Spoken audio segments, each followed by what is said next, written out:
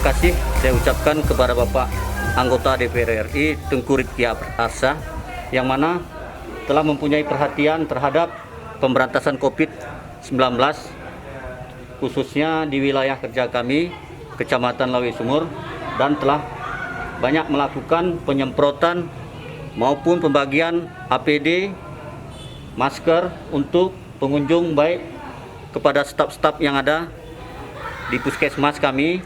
Kami mengaturkan banyak terima kasih. Semoga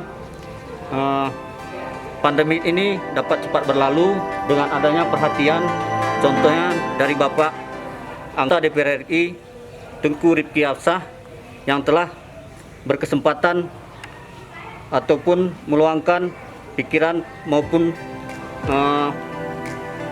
pendapat untuk memberikan perhatian terhadap pemberantasan ataupun penanggulangan COVID-19.